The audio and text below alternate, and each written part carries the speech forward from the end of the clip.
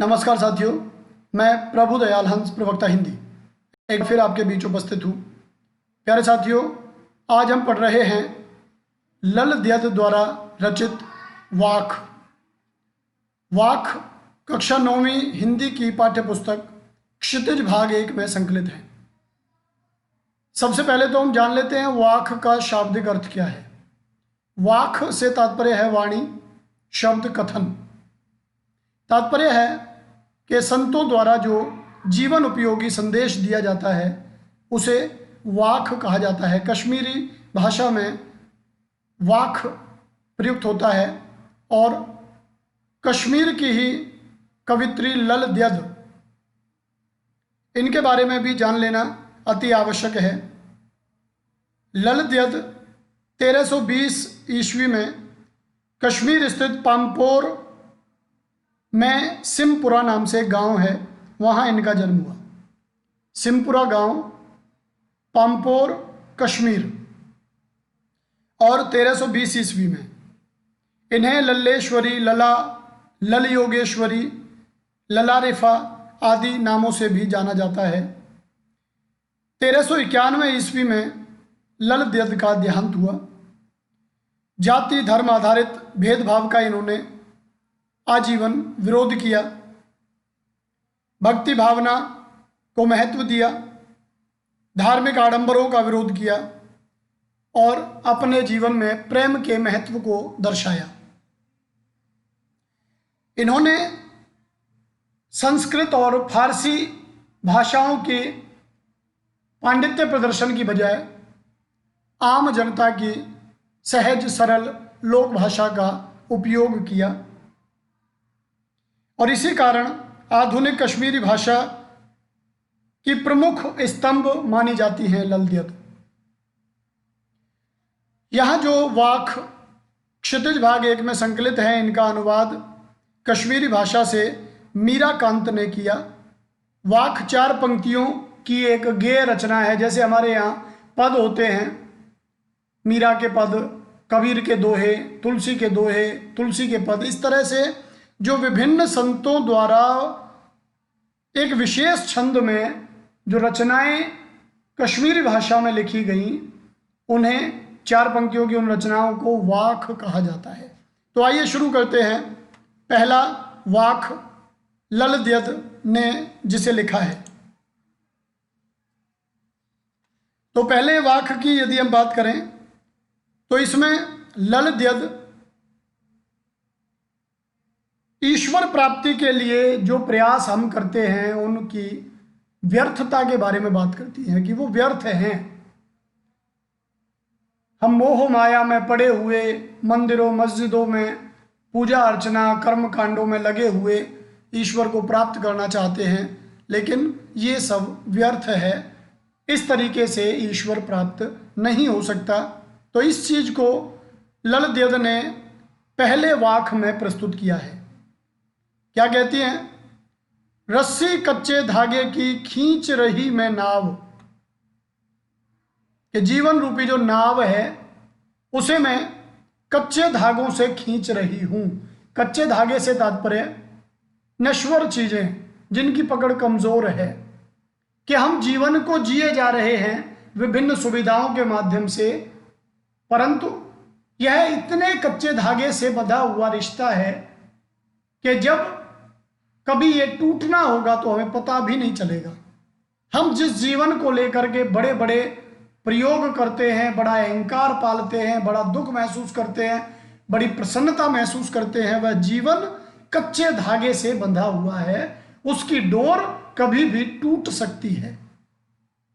रस्सी कच्चे धागे की खींच रही मैं नाव, और मैं जीवन रूपी नाव को उस कच्चे धागे से, उन व्यर्थ की चीजों से खींचने का प्रयास कर रही हूं।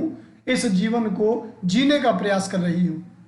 जाने कब सुन मेरी पुकार, करें देव भव सागर पार, कि ना जाने कब मेरी सच्ची पुकार को सुनकर देव माने ईश्वर मुझे भव सागर से पार करेंगे। भव माने संसार और सागर माने समुद्र, संसार रूपी समुद्र से। तो रूपक अलंकार है कि अपने जीवन रूपी नाव को मैं कच्चे धागों से ऐसे प्रयासों से जो व्यर्थ हैं उनसे अपने जीवन को बिताए जा रही हूं। मुझे लगता है कि ईश्वर जल्दी ही मेरी पुकार सुनकर के मुझे इस संसार रूपी सागर से पार कर देंगे। पानी टपके कच्चे सकोरे, व्यर्थ प्रयास हो रहे मेरे। पानी टपके और कच्चे सकोरे, पानी टपकने से तात्पर्य संकटों से है, मुसीबतों से है, प्रतिकूल परिस्थितियों से है कि पानी टपकता है और मेरा जीवन रूपी जो सकोरा है वो कच्ची मिट्टी का बना हुआ है। विपरीत स्थितियां हैं और कच्ची मिट्टी से बना हुआ यह सकोरा मेरा जीवन न जाने कब नष्ट हो जाएगा, पता नहीं लगता। मैं जितने प्रयास कर रही हूं वो सब व्यर्थ हो रहे हैं।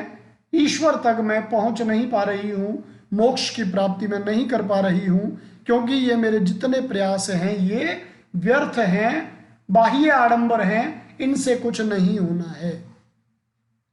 जी में उठती रह रहे हुक, हुक उठती है, अंदर से आवाज आती है बार बार कि मैं ईश्वर में विलीन हो जाऊं। घर जाने की चाह है घेरे, कि जी में बार बार इच्छा होती है, आवाज उठती है कि मैं ईश्वर के पास जाऊं, लेकिन उस घर जाने की चाह के लिए जो प्रयत्न मुझे करने थे वह मैं नहीं कर पा रही हूं। इसलिए इस भव सागर से पार होने का सवाल ही नहीं उठता। कवयित्री ललित कहना चाहती हैं कि जब तक हम सच्चे प्रयास नहीं करेंगे, जब तक हम मोह माया से, छल प्रपंचों से दूर नहीं हो जाएंगे, सच्चे प्रयास नहीं करेंगे, तब तक ईश्वर को प्राप्त करना उतना ही मुश्किल, उतना ही जटिल होता जाएगा। इसलिए ईमानदारी से अपना जीवन व्यतीत करें, मोह माया इनसे दूरी बनाए रखें, ताकि आप ईश्वर को प्राप्त कर सकें।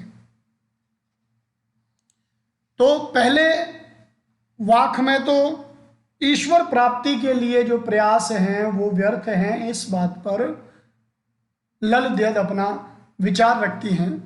दूसरे वाक्य में देखिए, खा खा कर कुछ पाएगा नहीं, न खाकर बनेगा अहंकारी। सम खा तभी होगा संभावी, खुलेगी सांकल बंद द्वार की। खा खाकर कुछ पाएगा नहीं, कि जीवन को हमने क्या समझ लिया है कि जीवन पेट भरने का नाम है। यदि हम खाने में ही लगे रहें, सोने में ही लगे रहें, व्यर्थ के कामों में ही लगे रहें, तो हम लोग कभी ईश्वर प्राप्ति नहीं कर सकते। तो ना खाकर बनेगा अहंकारी, और यदि नहीं खाएगा तो अहंकारी हो जाएगा। उसे ये लगेगा कि तू इतना बड़ा सिद्ध हो गया है, इतना बड़ा ज्ञानी हो गया है, इतना बड़ा योगी हो गया है कि तू बिना खाए भी रह सकता है। दोनों स्थितियों के बारे में बात करती हैं कि ज्यादा भी नहीं खाना है और बिल्कुल नहीं खाना है, ये भाव भी ठीक नहीं है।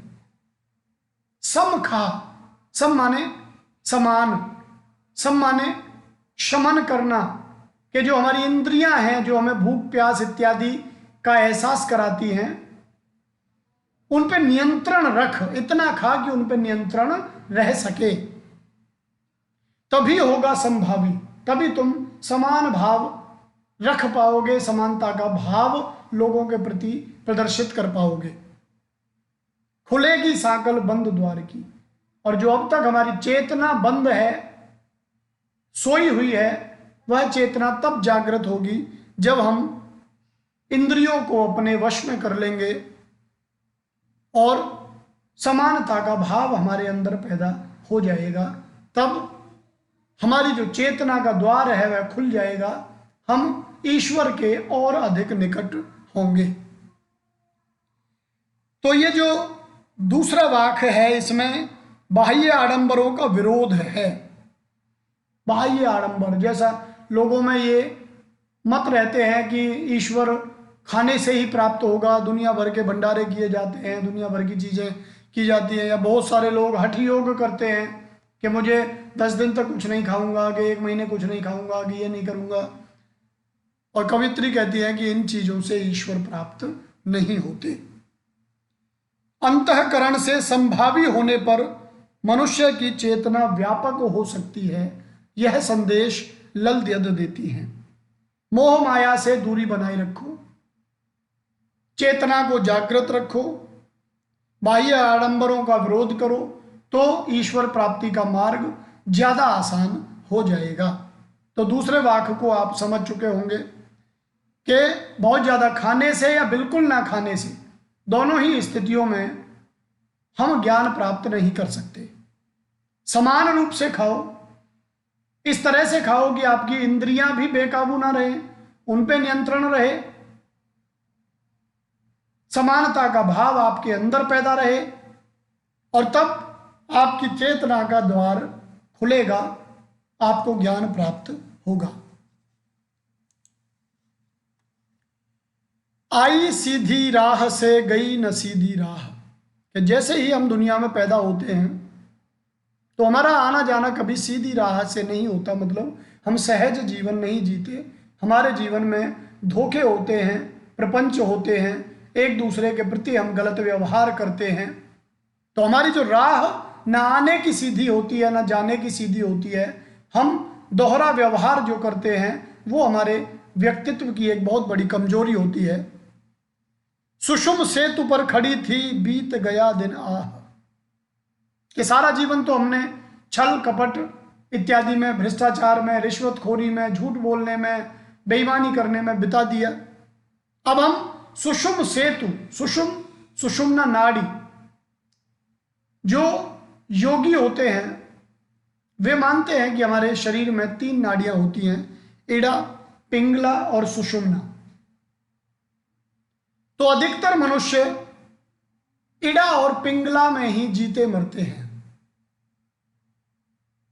उनका जो जीवन है वो सुषुम्ना तक नहीं पहुंच पाता, इड़ा पिंगला तक ही पहुंचकर रह जाता है। कवित्री कहती है कि मैं सुषुम सेतु पर खड़ी हूं, सुषुम्ना नाड़ी जागृत हो सकती है मेरी, परंतु उसको जागृत करने के लिए मैंने कोई प्रयास नहीं किया। बीत गया दिन आ, मेरे दिन यूं ही बीतते चले गए। जेब टटोली कौड़ी न पाई, माझी को दूं क्या उतराई। माझी नाव चलाने वाला, कि हम सब चाहते हैं कि हम भव सागर से पार हो जाएं, यह संसार रूपी सागर से हम मोक्ष प्राप्त कर लें, निकलकर मोक्ष प्राप्त कर लें। और इस काम को कोई सच्चा गुरु हमें करा सकता है, ईश्वर की कृपा से यह कार्य हो सकता है। परंतु जैसे नाव से पार कराने वाले को कुछ हमें देना होता है उसके कार्य के बदले में, ईश्वर को देने के लिए हमारे पास सच्चे कर्म होने चाहिए। यदि वह हमें भवसागर से पार कराएंगे तो हमारे पास कम से कम हमारे सच्चे कर्म हो, जिन्हें हम उतराई के रूप में उस माझी रूपी ईश्वर को दे सकें। परंतु हम जेब टटोलते हैं तो सच्चे कर्मों के नाम पर हमारे पास कुछ प्राप्त नहीं होता, हमें कुछ दिखाई नहीं देता। तो वाक्य 3 जो है ये आत्म अवलोकन की बात करता है। कवित्री कहती है कि हमें अपने आप की खबर होनी चाहिए।